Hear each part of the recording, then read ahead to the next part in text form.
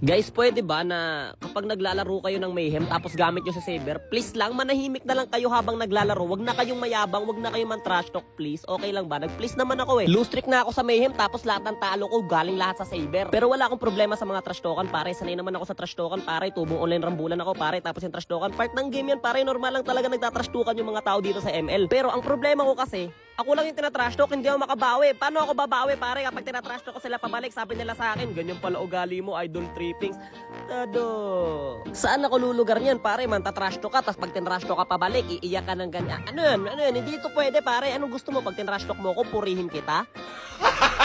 Gago! Na para bang ang hirap-hirap gamitin itong Saber. Tingnan mo naman yung gagawin ko dito. First skill, sabay ulti. O wala na, yun na, patay na yung kalaban. So anong punto ko, pare? Dalawa, isa, wag na wag ka man tatrash talk kapag gamit mo Saber kasi pang baby to eh.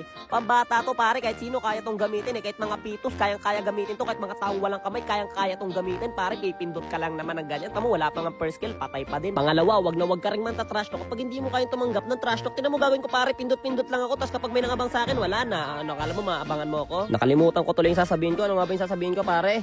Kapag wag na wag ka man trash talk, pare, kapag iyakin ka, kapag sensitive ka. Kasi kapag nang trash talk ka, syempre natural. Pare, babawian ka nun. Tatrash talkin ka nun pabalik. Kasi iyak ka kapag binalikan ka. Mali yun. Kasalanan mo yun. Porket sinabihan ka lang na walang tatay, na ampon, na hindi binalikan, nakakaiyak ba yun?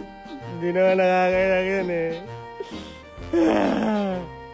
Winner.